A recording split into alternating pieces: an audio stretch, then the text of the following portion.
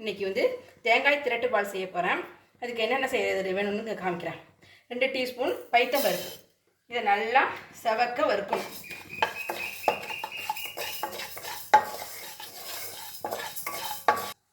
இந்த அளவுக்கு நல்லா செவக்க வறுத்துடணும். இப்போ அடுப்பு ஆஃப் பண்ணிவிட்டு இதை ஆற வச்சிடணும். இதை நல்லா மிக்சியில் போட்டு நல்லா பொடிஞ்சிடணும் நைஸாக. இந்த அளவுக்கு நல்லா நைஸாக அரைச்சிடணும். இதை 2 இன்ச்சு வெல்லமும் ஏலக்காயும் நசுக்கி வச்சுருக்கேன். இதையும் அதோட போட்டு அரைக்கணும்.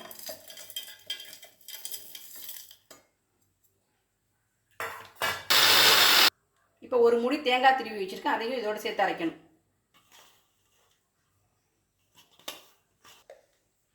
ஒரு ஸ்பூன் பச்சரிசி மாவு, கொஞ்சோண்டு ஸ்வீட் எடுத்து கொடுக்கறதுக்காக கொஞ்சோண்டு கல்லுப்பு. இப்போ எல்லாத்தையும் நல்லா அரைக்கணும். முதல்ல ஒரு ஓட்டு ஓட்டிடுவோம், அப்புறமா கொஞ்சம் தண்ணி ஊற்றி நல்லா மைய அரைச்சிடுவோம். இப்போ ஒரு ஓட்டு ஓட்டியாச்சு. இப்போ தண்ணி ஊற்றி நல்லா மைய அரைக்கணும். இப்போ 2 ஸ்பூன் நெய்,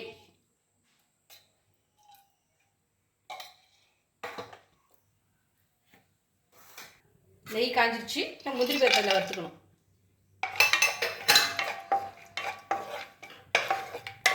முந்திரி பருப்பு நல்லா செவந்துருச்சு. இதை எடுத்து வச்சுருவோம் ஒரு எண்ணெயில்.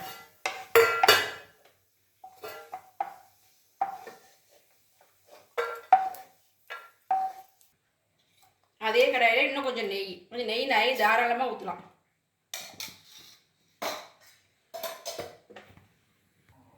இப்போ இந்த அரைச்சி வச்ச விழுதை இதில் போடணும்.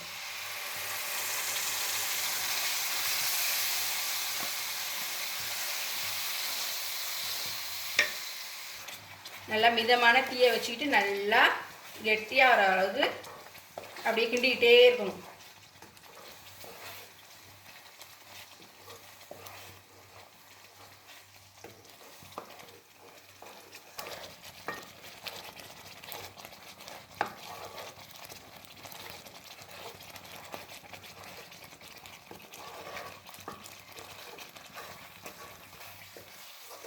இந்த அளவுக்கு நல்லா அப்படி ஒட்டாமல் திரண்டு வரணும். அப்படியே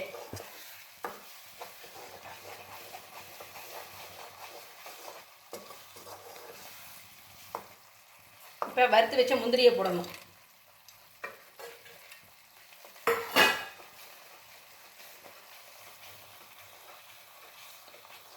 இந்த ஒட்டாமல் அப்படியே வந்துருச்சு, திரண்டு வந்துட்டு.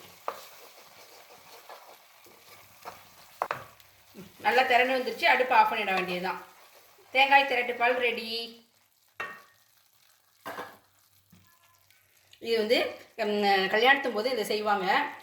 பொண்ணு புகுந்து வீட்டுக்கு போகும்போது இந்த ஸ்வீட் தான் கொடுத்து அனுப்புவாங்க. தேங்காய் திரட்டு பால் தான் கொண்டு கொடுத்து அனுப்புவாங்க. பொண்ணு முதல்ல அவங்க புகுந்து வீட்டுக்கு இந்த ஸ்வீட் தான் ஃபஸ்ட்டு பரிமாற சொல்லுவாங்க. நீங்களே இதுமாரி ஒரு தடவை தேங்காய் திரட்டு பால் ஸ்வீட் செஞ்சு பாருங்கள், செம்ம டேஸ்ட்டாக இருக்கும்.